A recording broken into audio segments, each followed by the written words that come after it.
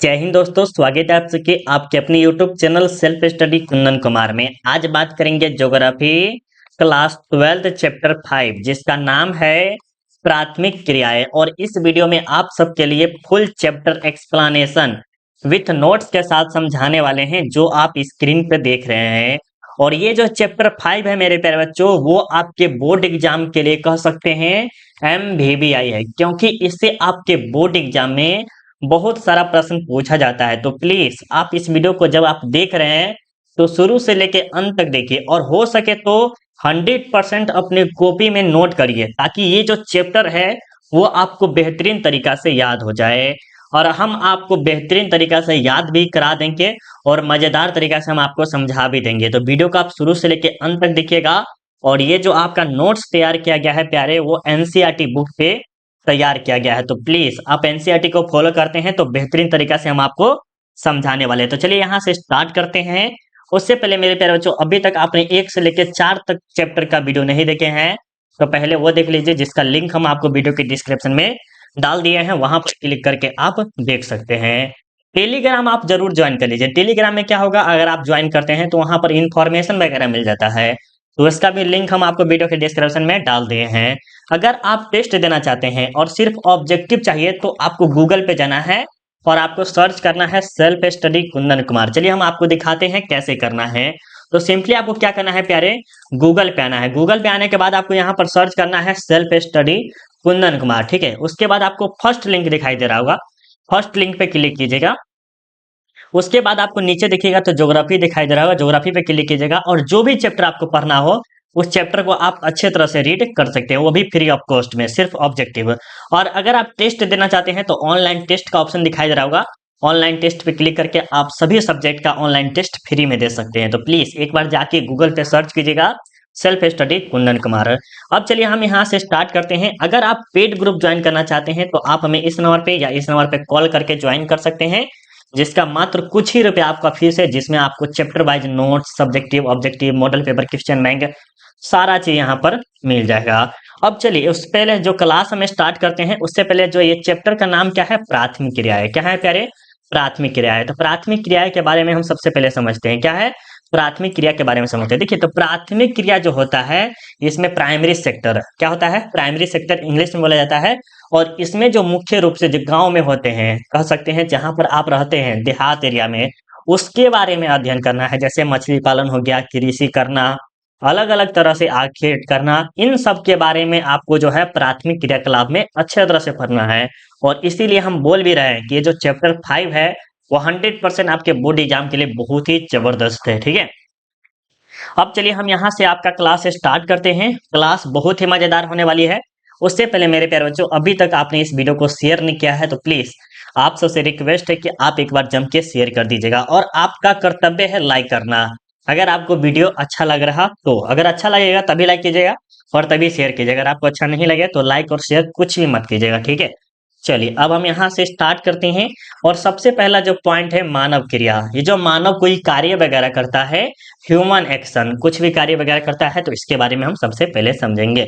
तो मानव द्वारा वे क्रियाकलाप जिसके द्वारा आय प्राप्त होती है उसे हम आर्थिक क्रिया कहते हैं। कहा जा रहा है क्रियाकलाप में जो है प्राथमिक क्रियाकलाप आते हैं, द्वितीय क्रियाकलाप आते हैं, तृतीय, चतुर्थ, पंचम, ये सभी के सभी क्रियाकलाप आपके आते हैं।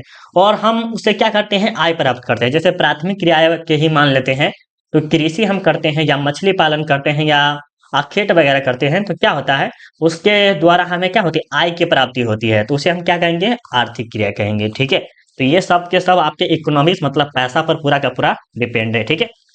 अब अगला जो पॉइंट है ये वेरी वेरी इंपॉर्टेंट पॉइंट है प्यारे, ठीक है। ये जो है बहुत ही ज्यादा इंपॉर्टेंट है। कहा जा रहा है कि आर्थिक क्रिया मुख्यतः 4 प्रकार के होते हैं। कितने प्रकार के होते हैं प्यारे, 4 प्रकार के होते हैं। सबसे पहले जो आज के क्लास में पढ़ना है वो प्राथमिक क्रिया, जिसमें कृषि, मछली पालन या मछली पकड़ना, पशुचारण मतलब पशु वगैरह जो होता है गाय भैंस बकरी वगैरह, इन सबको चराना और उसके माध्यम से पैसा की प्राप्ति। आखेट मतलब कोई जंगली जानवर हो गया, तो कोई भी चीज का शिकार वगैरह करते हैं वो, उन सब के बारे में आपको प्राथमिक क्रियाकलाप में पढ़ना है।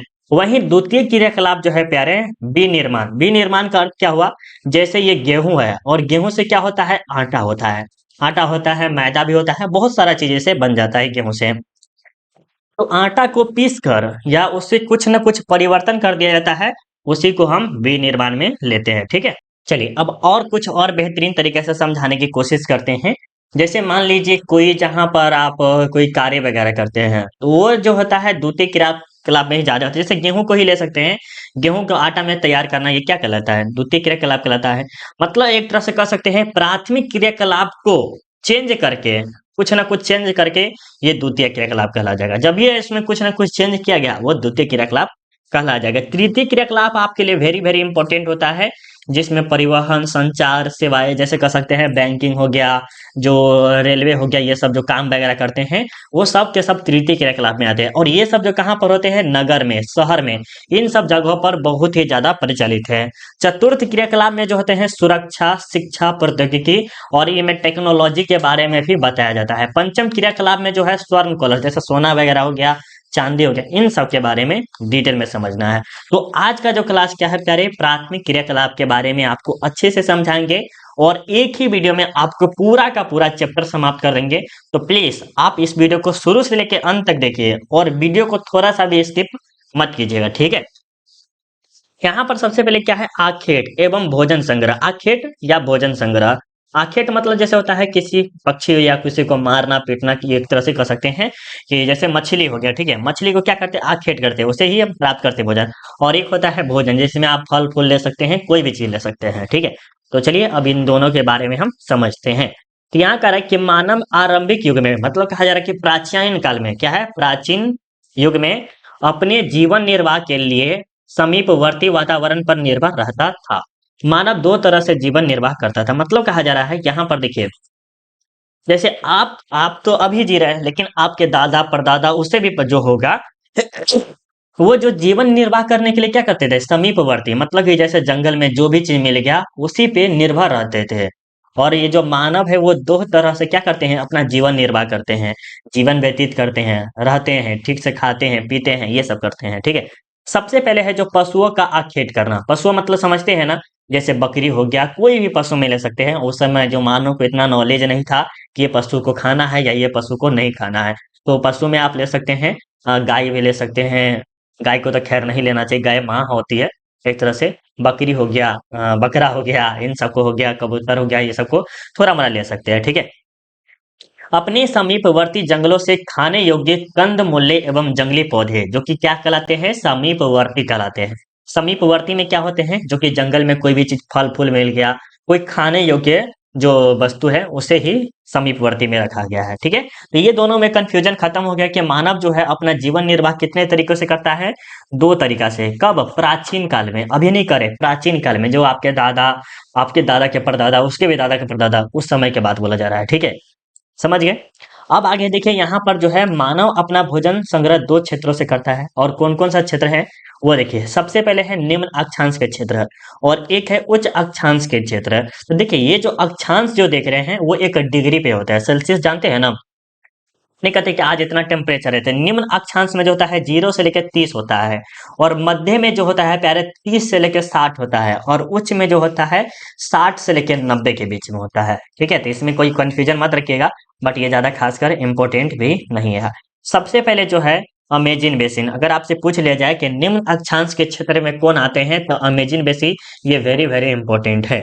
उष्णकटिबंधीय अफ्रीका, ऑस्ट्रेलिया एवं दक्षिण पूर्व एशिया। उच्च अक्षांश के क्षेत्र में आता है उत्तरी कनाडा, उत्तरी यूरेशिया एवं दक्षिणी चिली। ये दोनों के दोनों आपके लिए वेरी वेरी इंपॉर्टेंट है। कौन कौन? तो ये हम आपको बता देते हैं कौन कौन सा आ सकता है, सिर्फ ऑब्जेक्टिव में आएगा। तो आपको आ जा सकता है अमेजन बेसिन और उत्तरी कनाडा, ठीक है? आपको पूछा जाएगा कि निम्न अक्षांश के क्षेत्र में कौन से देश आते हैं, तो आपको बताना है अमेजन बेसिन, ठीक है? अब यहाँ पर जो है आपके जो है पशुचारण। पशुचारण में जैसे नहीं होता है कि हम जीवन जी रहे थे, व्यतीत कर रहे थे। अगर आप सभी सोचिए, अभी आप पढ़ाई कर रहे हैं, तो आपका सपना क्या होगा कि हमें नौकरी मिल जाएगा, उसके बाद हम अच्छा खासा रह पाएंगे। तो उसी पर हम मानव भी सोचा था उस समय के बारे में बोला जा रहा है। तो पशु चरण में करा कि आरंभिक युग में, मतलब प्राचीन काल में, मानव आखेट पर निर्भर रहने वाला यह महसूस किया। अभी जैसे आज के जमाना में हम देख पा रहे हैं कि आप भी सोच रहे होंगे कि हमारा जो भी जीवन बहुत बेकार चला है, आगे जाके हमारा ठीक हो जाए। उसी तरह मानव भी सोचते थे, पहले भी और अभी भी।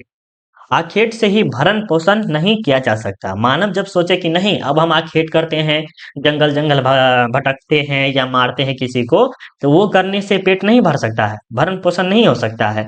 तब मानव ने पशुपालन के विषय में सोचा और सबसे पहले जो है किसको कहा था, कुत्ता को ही पाला था ना, बिल्कुल याद होगा आपको। चलिए अब यहाँ पर देखिए चलवासी पशुचारण। चलवासी पशुचारण क्या है? चलवासी पशुचारण मानव के लिए प्राचीन जीवन निर्वाह व्यवसाय रहा है। चलवासी जो है जैसे एक जगह से दूसरे जगह जाना, फिर उस जगह से यहाँ जाना, ये चलवासी में हो गया, जो कि प्राचीन काल में होता है। जैसे आखेट वगैरह नहीं बोले थे, वही समझ सकते हैं, ठीक है। जिसमें पशुचारक अपने भोजन भोजन वस्त्र शरण औजार एवं यातायात के लिए पशुओं पर ही निर्भर रहता था। मतलब प्राचीन काल में जो है ये जो मानव थे वो किस पे डिपेंड रहते थे? भोजन पर रहते थे, वस्त्र पे रहते थे, औजार वगैरह जो कि लोहा वगैरह कह सकते हैं उस सब पर, और यातायात के लिए पशुओं पर ही निर्भर रहते थे। मतलब कि जैसे नहीं होता है कि एक जगह से दूसरे जगह जाना, वो सब किस पे डिपेंड थे? तो पूरा का पूरा पशु पर डिपेंड थे, ठीक है। मानव पालतू पशुओं के लिए एक स्थान से दूसरे स्थान पर स्थानांतरित होते रहते थे। सभी जगह के पशु चारक अलग अलग होते हैं, बिल्कुल। अरे भाई देखिए, आज अगर आप जी रहे हैं पटना में जी रहे हैं या बिहार के किसी भी क्षेत्र में है, और क्या आप मध्य प्रदेश जाइएगा या महाराष्ट्र जाइए, तो वहां का वातावरण तो निश्चित है कि अलग ही रहेगा। वहां पर आपको सेट भी करेगा, नहीं भी सेट करेंगे। उष्णकटिबंधीय अफ्रीका में गाय बैल प्रमुख पशु है। उष्णकटिबंधीय मतलब कि जहां पर जो है कह सकते हैं अलग ही लेवल का है।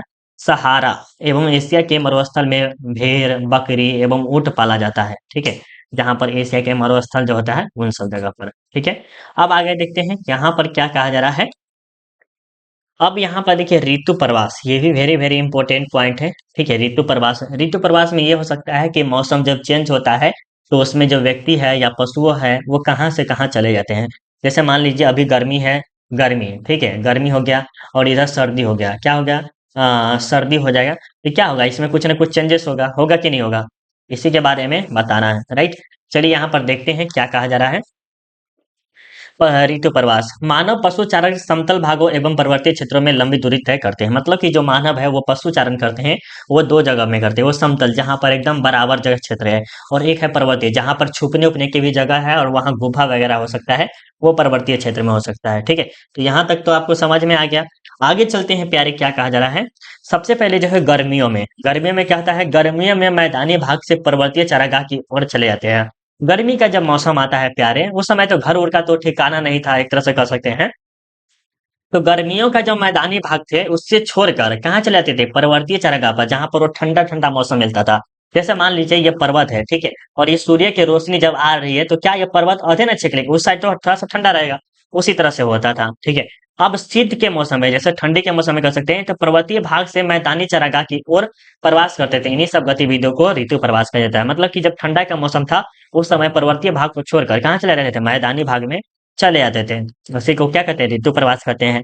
तो यहाँ तक तो समझ में आ गया प्यारे। अगर समझ में आ रहा है तो प्लीज आप लाइक कर दीजिए। अगर आपको समझ में आ रहा हो तो देखिए, वीडियो शुरू से देखिएगा तभी समझ में आएगा। इसीलिए हम एक ही वीडियो में पूरा के पूरा आपको हम समझाने की कोशिश कर रहे हैं, ठीक है। चलिए अब आगे देखते हैं यहाँ पर क्या कर रहा है कि वाणिज्य पशुधन पालन, मतलब कि जैसे मान सकते हैं पशुधन के बारे में, पशु प्लस धन। तो पशु जैसे मान सकते हैं गाय भैंस बैल, हो सकता है बकरी, ये सब जो पशु में आ गया। और धन, जिस जैसे हम बकरी पाले, ठीक है, और बकरी को पाल के क्या किया, बेच दिए, तो उसे हम क्या आ रहा है, धन आ रहा है। तो वही कहा जा रहा है कि वाणिज्य पशुधन पालन, यह व्यवसाय चलवासी पशुचारण की अपेक्षा वाणिज्य पशुधन पालक व्यवस्थित एवं पूंजी प्रधान होता है। मतलब क्या कहा जाता है कि पूंजी प्रधान होता है, जिसके पास पैसा है वो इस का कर सकता है, ठीक है। आपके पास नहीं भी है फिर भी कर सकते हैं, थोड़ा मोड़ा लगा के इन्वेस्ट करके। इसमें एक विशाल फार्म में फैला होता है। मतलब कहा जा रहा है कि अगर आप बकरी पालन करते हैं तो बकरी कम से कम 100 होना चाहिए, 200 होना चाहिए, और इसमें पूंजी की अत्यधिक मात्रा में आवश्यकता होती है, और अत्यधिक मात्रा में आपको पैसा भी देता है। जितना आप लगाइएगा इससे 3 गुना 4 गुना आपको देगा, ठीक है। इसमें केवल एक ही प्रकार के पशु पालन किए जाते हैं। जैसे बकरी कीजिएगा तो बकरी, घोड़ा कीजिएगा तो घोड़ा, जो आपका एक इच्छा है वो कर सकते हैं। प्रमुख पशुओं में भेड़ बकरी गाय बैल एवं घोड़े, इन सभी पशुओं से मांस खाले एवं उनको विश्व में न्यूजीलैंड ऑस्ट्रेलिया अर्जेंटीना गुरुग्वे एवं संयुक्त राज्य अमेरिका में वाणिज्य पशुपालन किया जाता है। मतलब कहा जा रहा है कि अगर आप बकरी का, भेड़ का, बैल वगैरह इन सब का पशुपालन करते हैं, तो ये क्या कर सकते, जैसे मान लीजिए अगर आप बकरी का करते हैं, ठीक है, तो आप क्या कर सकते हैं कि अगर आपके पास ढेरों बकरी हो गया, तो अगर उसे बेचना चाहते हैं, तो उसका तो खाल उतार के, जैसे मांस होता है, मांस बेच देते हैं, खस्सी का जानते हैं ना, तरह का, उसे अभी 600-700 का किलो देता है, तो उसे बेच के भी क्या करता है, पैसा कमा सकते हैं। या तो आप न्यूजीलैंड, ऑस्ट्रेलिया, अर्जेंटीना इन सब जगहों पर क्या कर सकते हैं, सेल कर सकते हैं। तो ये होगा आपको वाणिज्य पशुधन पालन कहलाता है, ठीक है। चलिए यहाँ तक तो आपको समझ में आ गया होगा। अब आगे चलते हैं, यहाँ पर देखिए, अब जो है आपको कृषि के बारे में पूछना है। एग्रीकल्चर क्या है, एग्रीकल्चर। अब देखिए कृषि में आप क्या क्या करते हैं, धान, गेहूं, जो भी आपके पास होता है सुविधा, उसको आप उत्पादन करते हैं। तो कहा जा रहा है कि विश्व में मानव द्वारा विभिन्न क्षेत्रों में भौतिक, सामाजिक एवं आर्थिक कृषि कार्य को प्रभावित करती है। विश्व में कृषि अनेक प्रकार के किए जाते हैं। मतलब कहा जा रहा है कि मानव जो है भौतिक क्षेत्र, जैसे कह सकते हैं सामाजिक क्षेत्र और आर्थिक क्षेत्र, इन तीनों क्षेत्रों में अनेक प्रकार के कृषि करते हैं। जैसे हो गया धान के हो गया, चावल का हो गया, अरे चावल हो गया, गेहूं हो गया, आटा, सॉरी आटा का कैसे हो सकता है, जो भी जौ वगैरह हो गया, आप मान सकते हैं कॉफी हो गया, इन सब क्या आता है, ये सब कृषि में ही आते हैं। तो इन सब का कृषि करते हैं मानव, ठीक है। और ये जो भौतिक क्षेत्र के जहां पर आपके जो पेड़ पौधे होते हैं, उन सब क्षेत्र में भी किया जाता है, ठीक है। ये सब आपके कृषि में आ गया, एग्रीकल्चर में। आगे चलिए, जीवन निर्वाह क्या है, जीवन निर्वाह क्या, जीवन निर्वाह कृषि। इस क्षेत्र के लोगों स्थानीय उत्पादों का संपूर्ण उपयोग करते हैं। यह दो भागों में बटा हुआ है, एक आदिकालीन निर्वाह कृषि, एक गहन निर्वाह कृषि। और ये दोनों के दोनों कह सकते हैं एमवीबीआई प्यारे, क्यों, क्योंकि ये सब्जेक्टिव में लगातार पूछा गया प्रश्न है। क्या है, सब्जेक्टिव में बहुत बार ये प्रश्न पूछा गया है, जरूर आप इसे नोट कर लीजिएगा। कौन सा, आदिकालीन निर्वाह कृषि और गहन निर्वाह कृषि। तो सबसे पहले जो है आदिकालीन निर्वाह कृषि या झूम की खेती या स्थानांतरित कृषि, तीनों तरह से आपके बोर्ड एग्जाम में प्रश्न पूछ सकता है। कहेगा कि आदिकालीन निर्वाह कृषि किसे कहा जाता है, या झूम की खेती किसे कहा जाता है, या स्थानांतरणशील कृषि किसे कहा जाता है। तो अगर आप ये उत्तर दे देते हैं, तो आपको 2 नंबर कोई नहीं रोकेगा, ठीक है।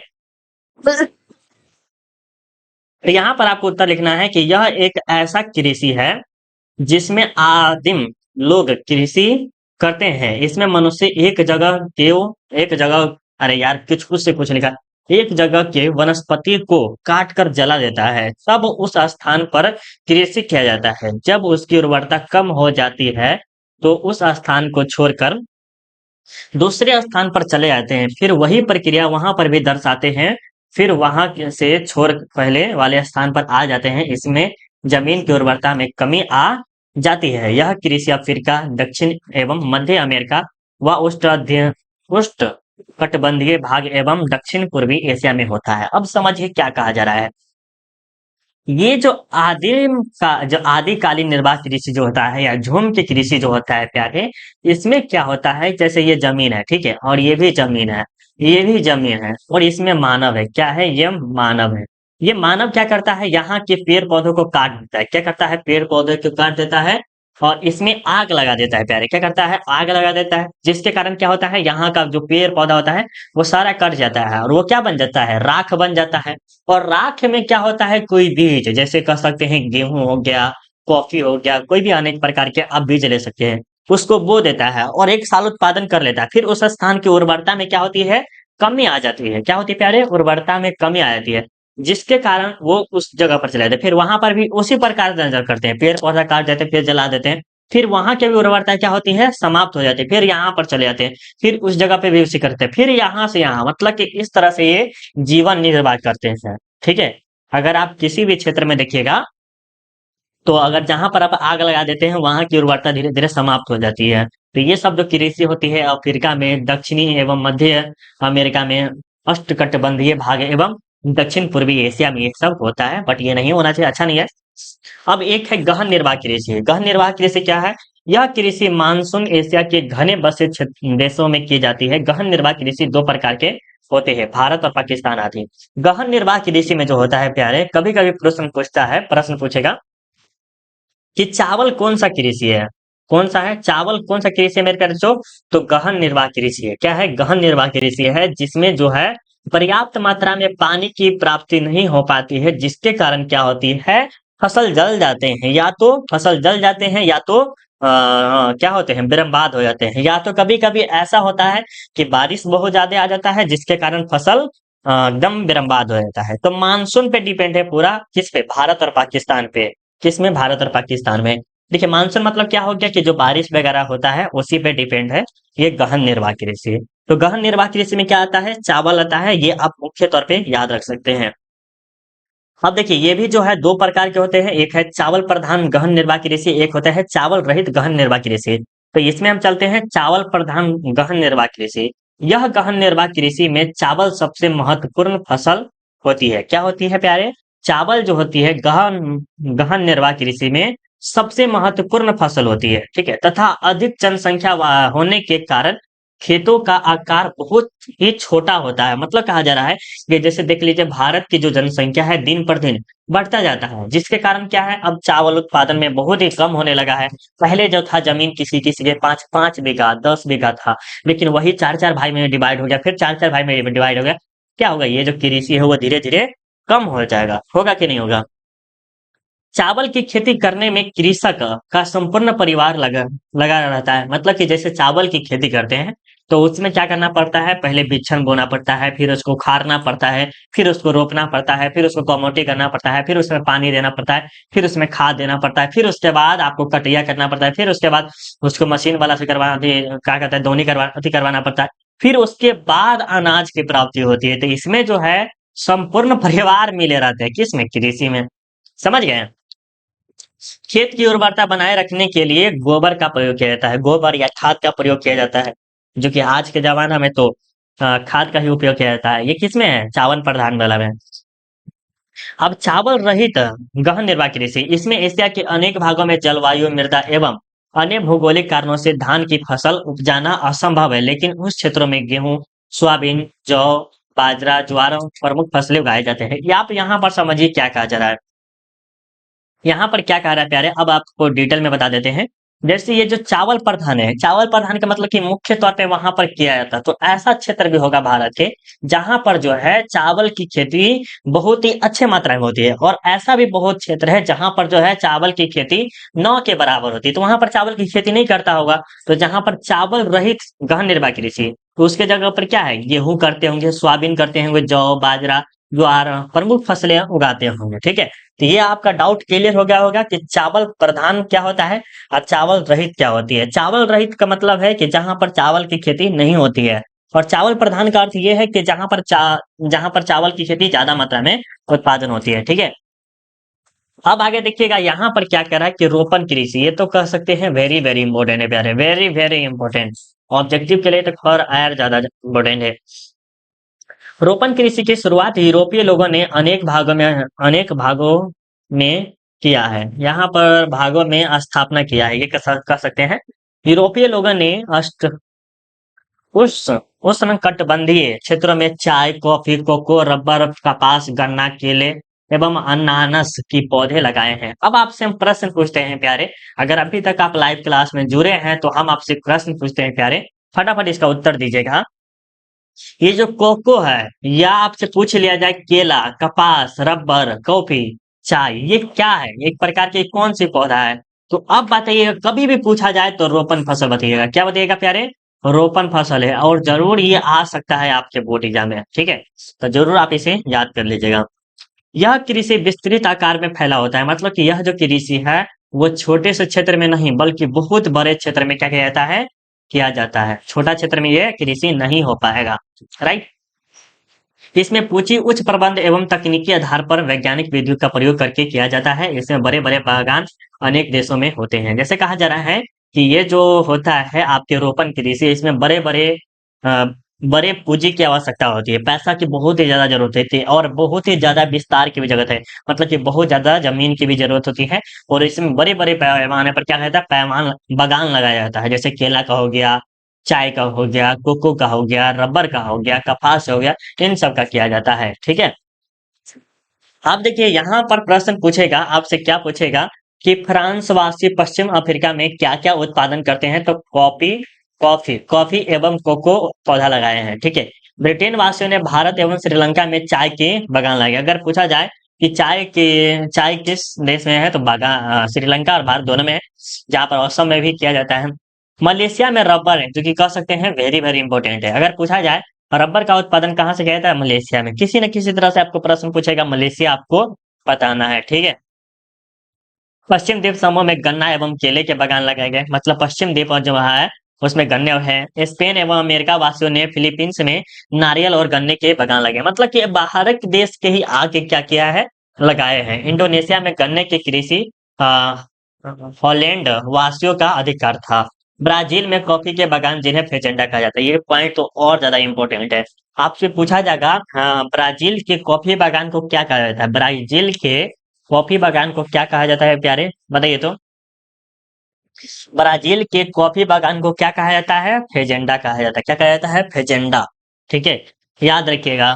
अब आगे चलिए, यहाँ पर देखते हैं अगला पॉइंट में कि विस्तृत वाणिज्य अनाज कृषि। विस्तृत वाणिज्य अनाज कृषि में क्या है, विस्तृत वाणिज्य अनाज कृषि अर्ध शुष्क प्रदेशों में किया जाता है। इसकी प्रमुख फसल गेहूं है। मतलब अर्ध शुष्क मतलब समझते हैं, जहां पर गर्मी ना हो और ज्यादा एकदम ठंडा भी ना हो, वहां पर कह सकते हैं गेहूं की फसल किया जाता है। साथ ही साथ अन्य फसलें जैसे मक्का हो गया, जौ हो गया, राई हो गया एवं जई भी बोई जाती है। इसमें सारा काम मशीनों के द्वारा किया जाता है, मशीनों के द्वारा किया जाता है अधिकतर काम, ठीक है। मिश्रित कृषि तो और ज्यादा इंपॉर्टेंट है प्यारे। मिश्रित कृषि क्या कर रहा है, मिश्रित कृषि में यह एक ऐसी मिश्रित कृषि, आपको नाम सुनने से ही लग रहा होगा कि एक कृषि नहीं है, इसमें बहुत सारा हो सकता है। जैसे मान सकते हैं 4-5 मिक्सड होगा क्या, जिसमें पशु का भी भर मन खा ले और इंसान भी खा ले, राइट। तो कहा जा रहा है कि यह एक ऐसी कृषि है जिसमें मनुष्य के साथ साथ पशुओं का भी भरण पोषण होता है। मतलब कहा जा रहा है कि कृषि जो किया जाता है उसे मनुष्य का तो होता ही है, साथ ही साथ पशुओं का भी। किसका प्यारे, पशुओं का भी भरण पोषण होता है। उसे हम क्या कहते हैं, मिश्रित कृषि कहते हैं। जैसे गेहूं, जौ, राई, मक्का, जई, मक्का, मवेशी, भेड़, सुअर तथा अन्य जानवर के से मिश्रित कृषि आते हैं। देखिए, मिश्रित कृषि में आप खास तौर में ले सकते हैं, आप सभी चीज को ले सकते हैं। जैसे अगर आप मान लीजिए, अगर गेहूं की खेती कर रहे हैं, अगर मान लीजिए अभी कुछ दिन पहले अगर आप गेहूं के या कोई भी चीज की खेती कर रहे हैं, या धान के हो गए, करैया करेंगे, किरैया किरैया जानते हैं ना, आप सब बहुत अच्छे से जानते होंगे किरैया। बिहार में तो किरैया ही बोला जाता है। हाँ, तो किरैया क्या होता है, किरैया के साथ सरसों का भी किया जाता है। इसमें क्या है, दो है। इसमें बकरी भी जो माल मदेशा है वो है। जाय जौ हो गया, राई हो गई, ये जौ जो है क्या कहते हैं, खास तौर से जानवर के लिए होता है। ये सब का किया जाता है, ठीक है। बस अब कुछ है, थोड़ा सा बचा हुआ है प्यारे, अभी भी है, थोड़ा सा और है, थोड़ा सा है। अब ज्यादा नहीं टाइम लेंगे, आपको फटाफट क्लास ले लेंगे। डेयरी कृषि में क्या है, डेयरी कृषि मतलब कि जो दूध वगैरह होते हैं उसमें आपको बताना है। तो यह डेयरी कृषि दुधारू पशुओं के पालन पोषण पर निर्भर है, जिसमें अधिक पूंजी की आवश्यकता होती है। या साथ ही साथ इसमें श्रमिकों की अधिक आवश्यकता होती है, क्योंकि उसे घास देने, उसके गोबर हटाने के लिए इसका व्यापार अधिकतर शहरों में किया जाता है, लेकिन आने वाले समय में सभी जगह होने लगेगा। अब देखिए, ये डेयरी कृषि जो है, अगर आप देखिएगा गांव में क्या देखते हैं आप, ज्यादा से ज्यादा देखे होंगे तो 5 भैंस देखे होंगे, 5 भैंस। एक घर में 5 भैंस आप अधिकतर देख लिए होंगे, या 5 गाय, वो बहुत ज्यादा है। तो ये इसमें क्या है, निम्न कह सकते हैं। क्या है, इसमें निम्न पूंजी की आवश्यकता हुआ, लेकिन एक ऐसा जगह जहां पर कह सकते हैं उच्च पूंजी की आवश्यकता होती है, जिसमें आप 100-100 गो गाय, 100-100 गो भैंसी, हजार-हजार बकरी का आप पोषण करते हैं। तो उसमें क्या होती है, श्रमिक जैसे मजदूरों की भी बहुत ज्यादा अधिक आवश्यकता होती है, क्योंकि इसे घास देना है समय समय पर, उसका गोबर हटाना है। अब तो मशीनों के द्वारा हो रहा है। तो इसमें क्या होता है, बहुत ही ज्यादा बेनिफिट है। जिसके पास जमीन वगैरह है वो वो करते हैं। अगर एक बार आप लगा देते हैं, आने वाले समय 10 लाख अगर आप रुपया लगा देते हैं प्यारे, 10 लाख रुपया बोल रहे हैं, पूरा क्या कहते हैं सेटअप वगैरह में कह सकते हैं, 10 लाख 20 लाख रुपया लगा देते हैं, तो आपको जीवन भर कभी सोचना नहीं पड़ेगा। अगर आपके पास जमीन है कम से कम 5 बीघा जमीन है, तो एक ही जगह 5 बीघा जमीन है और 20 से 30 लाख रुपया लगा दीजिए, आप सेटल बढ़िया हो सकते हैं। अगर ये जो डेयरी कृषि घास बकरी वगैरह का भी पसंद करते हैं तो, ठीक है। अभी एक जस्ट पूना का एक व्यक्ति था, उसमें हम वीडियो में देखे होते, तो किए हुए थे, ठीक है। बहुत अच्छा कह रहा था कि बहुत अच्छा बेनिफिट होता है उसमें, अगर करता है तो उसमें इतना मेहनत भी है, ऐसा नहीं कि आप सोचेगा नहीं। भूमध्य सागरीय कृषि, भूमध्य सागरीय कृषि में क्या है, भूमध्य सागरीय कृषि अति विशिष्ट प्रकार की कृषि है जो दक्षिण यूरोप से उत्तरी अफ्रीका में यूरेशिया से अंटार्कटिक तक फैला हुआ है। इसमें खट्टे फलों की कृषि आपूर्ति करने में यह क्षेत्र महत्वपूर्ण भूमिका निभाता है। इसमें अंगूर की खेती होती है। अगर पूछ लिया जाए मेरे प्यारे बच्चों, पूछ लिया जाए कि भूमध्य सागरीय कृषि में किस चीज का उत्पादन होता है, भूमध्य सागरीय कृषि में किस चीज का उत्पादन होता है तो प्यारे, तो खट्टे फलों की, किससे, खट्टे फलों की उत्पादन होता है, जिसमें कह सकते हैं अंगूर है। क्या है प्यारे, अंगूर का उत्पादन सबसे ज्यादा किया जाता है। जैसे इमली भी ले सकते हैं, वो भी हो सकता है, ठीक है, वो यहीं पे होता है। अब देखिए बाजार के लिए सब्जी की खेती एवं उद्यान कृषि, बाजार में सब्जी, आप क्यों, देखिए शहर जो होता है, शहरों में ही ज्यादा खेती होती है किसकी, सब्जी की। अब देखिए क्या कह रहा है कि इस कृषि में अधिक मुद्रा मिलने वाली फसलें जैसे सब्जी, फल एवं पुष्प लगाए जाते हैं, जिनकी मांग शहर में अधिक होती है। इसमें खेतों का आकार छोटा होता है। इस कृषि में अधिक पूंजी की आवश्यकता होती है। साथ ही साथ सिंचाई, उर्वरता, अच्छी किस्म के बीज, कीटनाशी, हरित गृह एवं शीत क्षेत्रों में किया जाता है। यह कृषि उत्तरी पश्चिमी यूरोप, संयुक्त राज्य अमेरिका के उत्तरी पूर्वी भाग एवं मध्य सागरीय प्रदेश में अधिक विकसित है। मतलब कहा जा रहा है कि ये सब अमेरिका में भी विकसित है। और कह सकते हैं प्यारे, ये जो सब्जी हो गया, याद रखिएगा, सब्जी का अगर आप उत्पादन करते हैं, अगर आप सब्जी का भी उत्पादन करते हैं, अगर आपके पास जमीन है, बिहार में भी आप कर सकते हैं अच्छा खासा, जहां पर अच्छा खासा जमीन देखिएगा, जहां पर आपके कम से कम जमीन जो होना चाहिए 3 बीघा से लेके 5 बीघा के बीच में आपके पास जमीन होना चाहिए। और वहां पर अगर आप सब्जी का खेती करते हैं तो आप सरकारी जॉब से अधिक कमा सकते हैं, सरकारी जॉब से अधिक कमा सकते हैं। अगर आपके पास 3 बीघा से 5 बीघा जमीन है और एक ही जगह अगर आपके पास जमीन है, तो क्यों, क्योंकि हम ये बोल रहे हैं कि यहाँ पर क्या कीजिएगा, सबसे पहले तो आप चापाकल करवाइएगा, मोटर कर सकते हैं वो, और उसके द्वारा आप जो सब्जी होता है, जैसे कर सकते हैं गोभी हो गया, गोभी जो सीजन आप समझिए, जैसे गोभी का सीजन आने वाला है ना, जैसे गोभी जो है बिकने वाला है मार्च अप्रैल में, ठीक, अभी नहीं, अगस्त में मान लीजिए, अगस्त में बिकने वाला है, तो आपको क्या करना है, जुलाई में ही आपको निकाल के पूरा तैयार कर देना है, ताकि ये जो किलो बिके कैसे रुपए, 100 रुपए किलो बिके, 80 रुपए किलो बिके, ना कि जिस समय इसका सीजन है, जैसे अब सितंबर में इसका सीजन होता है, ऐसे ही मान लीजिए, तो सितंबर में क्या होगा, 20 रुपए किलो हो जाएगा, तो इसमें आपको प्रॉफिट नहीं होगा। क्या होगा, प्रॉफिट नहीं होगा। कब आपको निकालने वाला है, जब आपका जो है क्या हो, जुलाई का हो, अगस्त का महीना हो, उस समय अगर आप निकालते हैं तो अत्यधिक मात्रा में आप प्राप्ति कर सकते हैं। और ये किसके माध्यम से, खाद के बजाय अगर तो आप आराम से कर सकते हैं, ठीक है। ये हो क्या, जिनकी मांग शहर में अधिक होती है, और ये जब फल उल अगर आप उत्पादन करते हैं तो शहर में ले जाके आप अच्छा खासा कमा सकते हैं। इसमें खेतों का आकार बहुत छोटा होता है, लेकिन हम आकार आपको बड़ा बताएं, लेकिन बड़ा आकार में क्या किया जाता है, जैसे ये बड़ा सा आकार है, तो इसमें छोटा छोटा आकार बनाया जाता है, ठीक है, छोटा छोटा आकार, ताकि उधर से उधर पानी ना जाए, समझ गए, इसीलिए बनाया जाता है। अब आगे जो आपका कहा जा रहा है, इसमें इस कृषि में अधिक पूंजी की आवश्यकता है, तभी तो जस्ट बताए हैं कि अभी इसमें पैसा तो बहुत ज्यादा जरूरी है, और आपको पैसा भी अच्छा ही देगा। साथ ही साथ सिंचाई, मतलब पानी वानी, उर्वरक मतलब कि ये जो उत्पादन करने में अच्छा हो, अच्छी किस्म के बीज, अच्छा अच्छा किस्म के रहना चाहिए, कीटनाशक, ये सब सब के सब होना चाहिए, ये सब जगह जगह में हो सकता है। बिहार में भी कर सकते हैं अगर आप तैयार है तो। सहकारी कृषि, सहकारी कृषि में क्या है, कृषक का एक समूह अपनी कृषि से अधिक लाभ कमाने के लिए अपनी इच्छा से सहकारी संस्था बनाकर कृषि कार्य करते हैं, उसे हम सहकारी कृषि कहते हैं। यह कृषि पश्चिमी यूरोप के डेनमार्क, नीदरलैंड, बेल्जियम, स्वीडन एवं इटली में सफलतापूर्वक चलता है। कभी कभी प्रश्न पूछता है मेरे प्यारे बच्चों, कभी कभी आपके बोर्ड एग्जाम में प्रश्न पूछा भी गया है कि सहकारी कृषि किस क्षेत्र में प्रचलित है, तो डेनमार्क है, यही पूछता है, डेनमार्क, क्या पूछेगा, सहकारी कृषि किस क्षेत्र में प्रचलित है, तो डेनमार्क में, ठीक है। जिसमें समूह के साथ होते हैं, इसमें एक व्यक्ति नहीं करता, इसमें 5, 10, 20 आदमी मिल के क्या करते हैं, समूह के साथ कृषि करते हैं। और इसमें 50-50 रुपया दिया गया, 10 आदमी देगा तो 500 रुपया होगा, उसी तरह से 50-500 दिया होगा तो 5,000 हो गया। तो इस तरह से कृषि करता है, तो इसमें ज्यादा उत्पादन होता है और ज्यादा लाभ भी होता है। तो ये कहाँ पर होता है, डेनमार्क, नीदरलैंड, बेल्जियम, इस समय तो, लेकिन डेनमार्क आपको ऑप्शन में रहेगा, आपको डेनमार्क लगाना है, ठीक है। अब आगे में क्या कर रहा है प्यारे, सामूहिक कृषि, सामूहिक कृषि में आपको पता चल गया होगा कि सामूहिक कृषि में क्या होता है, इसमें एक नहीं, दो नहीं, कम से कम 10, 20, 50, 100 आदमी के बीच में होता है। तो सामूहिक कृषि में क्या है, सामूहिक कृषि उसे कहते हैं जिसमें समाज एवं सामूहिक श्रम पर आधारित होता है। श्रम मतलब मजदूर कह सकते हैं, यहाँ पर गलत लिखा है, यहाँ पर श्रम ऐसे होता है, उसे हम सामूहिक कृषि कहते हैं। यह कृषि पूर्व सोवियत संघ में आरंभ हुआ, कोलक होम कलक होज नाम दिया गया।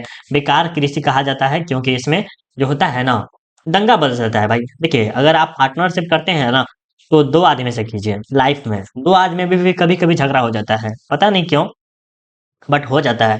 अगर करना चाहते हैं तो सिंगल कीजिए, पहले खड़ा कीजिए खुद के बल पे।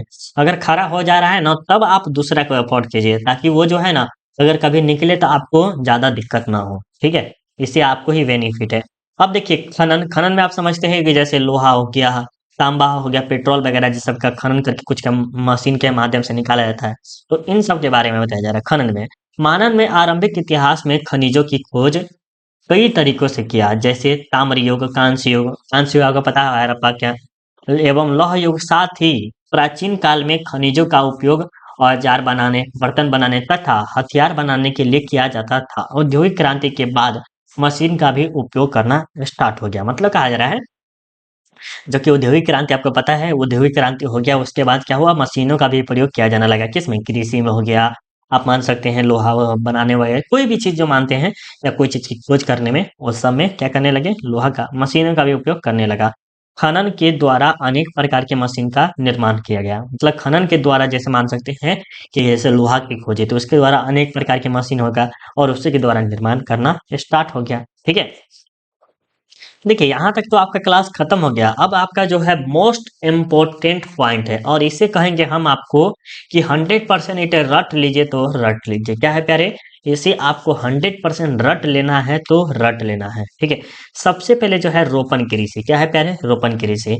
चाय, कॉफी, कोको, कपास, गन्ना आदि, क्या है, ये सब रोपण कृषि में आते हैं प्यारे। किस में आते हैं? रोपण कृषि में आते हैं। अगर आपसे पूछ लिया जाए कि रोपण कृषि के 4 उदाहरण बताइए, तो आप क्या उत्तर देंगे प्यारे? रोपण कृषि के 4 उदाहरण बताएं, या रोपण कृषि के 4 नाम बताएं। तो चाय, कॉफी, कोको, कपास, गन्ना, केला, अनानास, जो भी आपके नजर में देखने में लगता है वो सब हो सकता है, ठीक है। और ये सब जो होता है बड़े पैमाने पर होता है, मतलब कि बागान के तौर पे किया जाता है। विस्तृत वाणिज्य अनाज की रीति, इसमें हम आपको बताए थे गेहूं, अलवा, मक्का, जौ, राई, ये सब क्या होता है, जिसमें ठंडी मौसम रहता है, एक तरह से कर सकते हैं उस समय ये सब की खेती। गेहूं की क्या होती है, ठंडी मौसम रहता है उसी समय किया जाता है ना, बिल्कुल उस समय क्या होता है, इसकी उत्पादन अच्छा खासा हो जाता है, राइट। अब आगे चलते हैं, यहाँ पर इसमें कर सकते हैं 10 से 20 सेल्सियस रहता है उस समय किया जाता है। मिश्रित कृषि में क्या है? मिश्रित कृषि में आपको नाम सुनने से ही लग गया होगा कि एक जानवर का भी होगा, एक पशु का भी होगा। तो प्रमुख फसलें और प्रमुख पशु, ठीक है। गेहूं, जौ, राई, जई, मक्का, चोर, चारे आदि, ये हो गया। मवेशी, भेड़, सुअर आदि, ये सब आपके गाय, भैंस, सुअर वगैरह जो सब खा सकता है, प्लस में आदमी भी खा सकता है, वैसा चीज मिश्रित कृषि में होता है, ठीक है। उदायन कृषि क्या कहता है? सब्जी, फल, पुष्प आदि। क्या कहता है? उदायन कृषि में जो आपका क्या क्या होता है? सब्जी, फल, पुष्प, ये सभी के सभी कृषि क्या होते हैं? पूंजी में बहुत ही ज्यादा आवश्यक होते हैं। पूंजी के लिए सबसे ज्यादा आवश्यक कौन से होते हैं? तो सब्जी, फल कृषि वाले। डेयरी कृषि में क्या है? आपके दूध वगैरह हो गया, दूध, दही, मक्खन, पनीर, पौष्टिक आदि, ये सब जो डेयरी कृषि में आते हैं, वो दूध हो गया, दही हो गया, मक्खन हो गया, ये सब के सब इसी में आते हैं। भूमध्य सागरीय कृषि में क्या आते हैं? खट्टे फल, जैसे अंगूर, इमली, जो आपके आते हैं वो भूमध्य सागरीय कृषि में आपके आते हैं, ठीक है। तो ये हम जरूर आपको कहेंगे कि 100% इसे याद कर लीजिएगा प्यारे, क्योंकि ये पॉइंट आपके ऑब्जेक्टिव में ढेरों प्रश्न पूछा जाता है। अगर आपको नोट्स चाहिए तो chapter wise note, subjective objective 300 से लेके एमसीक्यू देंगे, जो आपके बोर्ड एग्जाम में लड़ेगा तो लड़ेगा। 100 से 150 आपको सब्जेक्टिव देंगे, जो कि आएगा ही आएगा। Previous year question bank, model paper, online test, official model paper, ये सारा का सारा चीज आप लेना चाहते हैं तो इस नंबर पे या इस नंबर पे कॉल करके ज्वाइन कर सकते हैं। और अभी हाल फिलहाल में आप क्या कर सकते हैं प्यारे, अभी आप गूगल पे जाइए। गूगल पे जाने के बाद आपको क्या करना है प्यारे, ये गूगल देख रहे हैं ना, ये गूगल पे जाइए, ठीक है। गूगल पे चले जाइए, गूगल पे चले जाइए और गूगल पे जाके सर्च कीजिए सेल्फ स्टडी कुंदन कुमार, जो आपके यूट्यूब चैनल के नाम है। उस गूगल पे जाके करिए, और उसके बाद जो फर्स्ट लिंक के बाद जो सेकंड लिंक ऑनलाइन टेस्ट दिखा रहेगा, उस ऑनलाइन टेस्ट पे क्लिक कीजिएगा। और ऑनलाइन टेस्ट पे क्लिक करने के बाद आप जो है क्या देख रहे हैं, आज ज्योग्राफी देख रहे हैं, ज्योग्राफी चैप्टर 2 का टेस्ट जरूर दीजिए। देखिए ज्योग्राफी चैप्टर 2 जो दिखाई दे रहा है ना, ज्योग्राफी चैप्टर 2 दिखाई दे रहा है प्यारे, ज्योग्राफी चैप्टर 2 का टेस्ट, इस पे क्लिक कीजिएगा तो आप टेस्ट फ्री में दे सकते हैं। उसके बाद स्टार्ट पे क्लिक कीजिएगा। 196 बच्चों ने टेस्ट दिया है, कितना? 196। और आप स्टार्ट करके अपना नाम लिख दीजिए, शुभ नेम, जैसे मेरा नाम कुंदन हो गया, हम लिख देते हैं KUNDAN कुंदन लिख दिए। उसके बाद हम नेक्स्ट पे क्लिक करेंगे। उसके बाद जो भी आपका सही होगा वो आप नेक्स्ट करते रहिएगा। बाद में जो आपका फाइनल सबमिट करने का ऑप्शन आएगा, वहां पर आप कर सकते हैं। ठीक है, तो आज का क्लास कैसा लगा जरूर स्पेशली कमेंट करके बताइएगा। अब आपको जो हम मिलेंगे अगला वीडियो सब्जेक्टिव में, क्या पीरियड मिलेंगे, सब्जेक्टिव मिलेंगे। अभी के लिए बाय बाय। कैसा लगा वीडियो स्पेशली कमेंट करके जरूर बताइएगा।